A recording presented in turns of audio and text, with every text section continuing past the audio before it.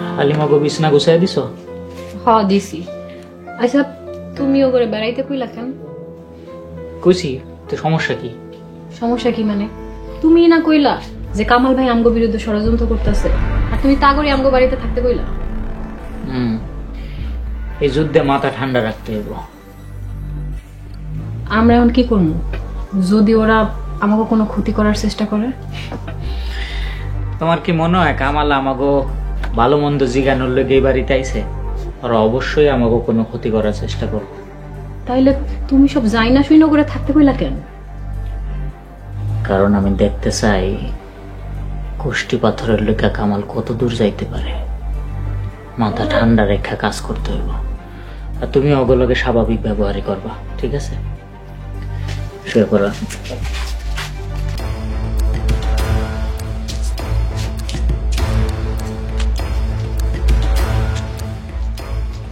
ওর বাড়ি পুরোপুরি দেখলাম, চোখে কিছু দামি জিনিস পড়লো না। ওরা যে এত টাকার মালিক কিছু বুঝাই যায় না। তুমি মতিরে চিনো না? ও যে হঠাৎ করে বড় লোক হইছে এটা মানুষে জানে পারছে না, তাহলে মানুষের নজর করে যাব। এই বাড়িতে আরো কিছুদিন থাকতে হইব। ভাইকে পুরা বাড়ি ঘর ভালো করে তল্লাশি করতে হইব। কোথাও না কোথাও কুষ্টিপাথর তো পামুই। মতিরে এত বোকা পাইব না। ও এরম দামি কুষ্টি পাথর ঘরের ভিতরে রাখবো মোটেও না, ও অন্য কোথাও রাখছে। তো কই রাখছে? সেটাই তো খুঁজা বাইর করতে হইব। এর লেগে ওর বাড়িতে কিছুদিন থাকতে হইব। তো এখন আমি কি করব?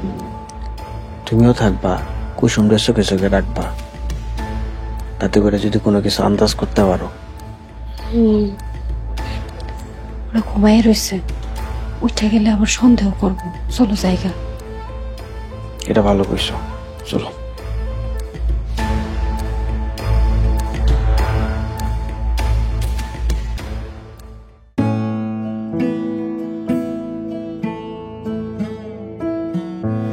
ভাবি আপনার আর ভাইয়ের মধ্যে যে কি মিল মহব্বত, আমগো তো এটা দেখে মাঝে মাঝে হিংসাই হয়। কি যে কন্যা ভাবি, আপনার আর ভাইয়ের মধ্যে অনেক মিল মহব্বত আছে। বন্ধু, তোর ভাবি এই গ্রামটা খুব পছন্দ হয়েছে, পুরা গ্রামটা ঘুরে দেখবার চায়। কোনো সমস্যা নাই ভাই, আমি ভাবিরে লইয়া পুরা গ্রাম ঘুরে দেখা মনে। ইস, বাড়িতে যাইতে হইব না, বেড়াইলে হইব। কি কস বন্ধু, মাত্র আইলি, কয়টা দিন তো বেড়াবি। না বন্ধু, এক কাপড়ে আইছি, কাপড় চোপড় কিচ্ছু আনি নাই। কোনো সমস্যা নেই বন্ধু, তোর যা যা লাগে আমি বাজার থেকে সব কিনে আইনা দিমুনি।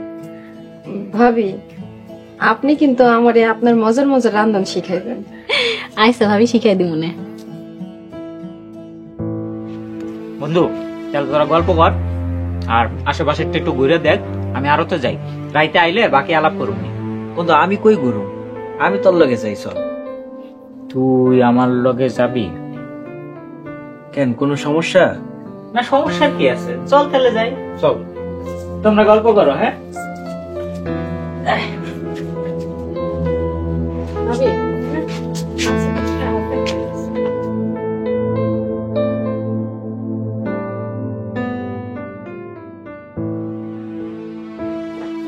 বল।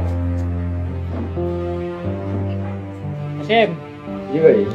গুদামে নতুন কয় বস্তা চাল ঢুকছে?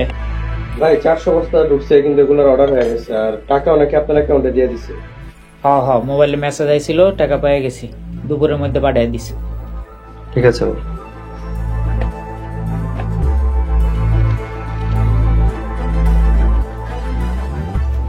ভাই হ্যাঁ যে বস্তা আলাদা রাখতে গেছিলেন, সকালে এসে ওই লোক বস্তা নিয়ে গেছে, আর এই ব্যাগটা দিয়ে গেছে। কি ব্যাগ? কইছে পুরো 85 আছে।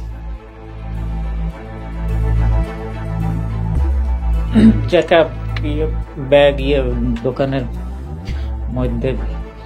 আচ্ছা এক কাম করো, ব্যাগটা জমা দিয়ে দেখা যা। ঠিক আছে ভাই।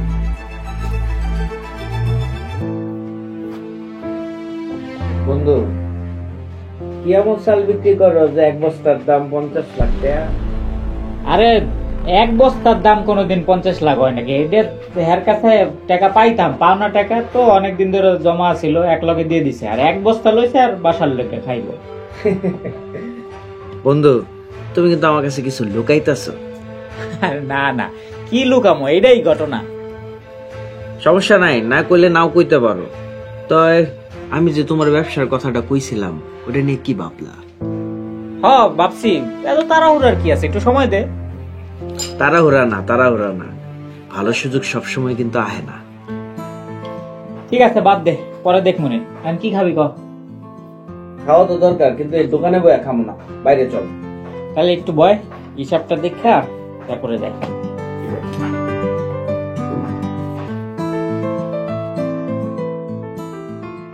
ভাবি আমার এই আচারটা বানাই দিয়ে বাড়ি নিয়ে যাবো। এত মজা লাগছে আপনার কাছে? আচ্ছা ঠিক আছে, আমি আচার বানাইয়া পুরা এক বয়ম আপনারে দিয়ে দিব। আচ্ছা ভাবি, মাশাআল্লাহ আল্লাহ তো আপনাকে অনেক টাকা পয়সা দিচ্ছে, এবার একটু নতুন বাড়ি করেন। এই পুরান বাড়িটার মায়ায় পড়ে গেছি ভাবি। কত সুখ দুঃখের স্মৃতি এই বাড়িটায় আমার। স্মৃতি ধইরা আর কতকাল থাকবে? সবারই তো ইচ্ছা করে নতুন বাড়িতে থাকতে। আমরা কিন্তু এই পুরান বাড়িতেই ভালো আছি ভাবি। আমার আবার পুরান জিনিসের উপর মায়া লেগে যায়। হ, পুরান জিনিসের উপর তো আপনার মায়া লাগবেই। এই যে ধরেন পুরান বাড়ি, পুরান পাথর, সবই তো আপনাকে আগের পুরান, তাই না? কি আর করবো ভাবি, আমগো যখন কিছুই আসছিল না, আমার স্বামী আমার নতুন কোনো কিছুই কিনে দিতে পারতো না, তখন পুরান জিনিস ব্যবহার করতে করতে অভ্যাস হয়ে গেছে, আর তাই পুরান জিনিসের উপর মায়া লেগে গেছে। হায়রে চালাক বেটি, কথা কেমনে ঘুরাইয়া নিলি। আচ্ছা এখন অন্যভাবে কথা কাটাইতে হইব।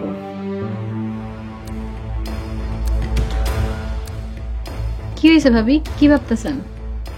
না ভাবি কিছু না, ভাবতেছি আপনারা হুট করে এত টাকার মালিক কেমনে হয়ে গেলেন, এরই ভাবতেছি।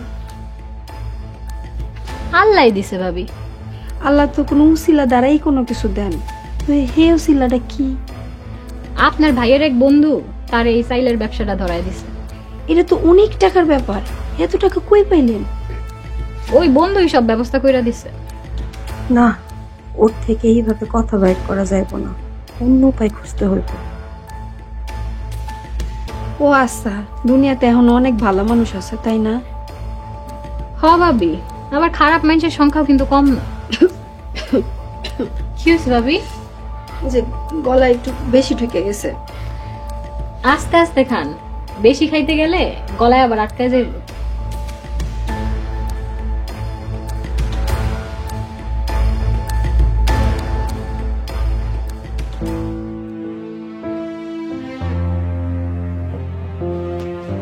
আসসালামু আলাইকুম। ওয়ালাইকুম আসসালাম। আপনারা তো ঠিক চিনলাম না। কাকা আমি এলাম করিম তালুকদারের পোলা কামাল। ও, তুমি খনিম তালুকদারের পোলা? আহারে, তোমার বাপটা অকালে মইরা গেল। অনেক বছর আমার লগে যোগাযোগ ছিল না, মরার পরে খবর শুনছি। তা তুমি এই এলাকায় আইছো কার কাছে, কি লিগে আইছো? কাকা মতি তো আমার বন্ধু, আমি ওর বাড়িতে বেড়াইতে আইছি। ও, মতির তো এখন পাকনা গজাইছে, ও উড়তাছে। তোমার বন্ধুরে কইয়া দিও অত ওরন ভালো না, উপর থেকে যখন পইরা যাইব তখন কিন্তু কোমর ভাঙা যাবে। কাকা কি কোনো ভাবে আমারে হুমকি দিতেছেন?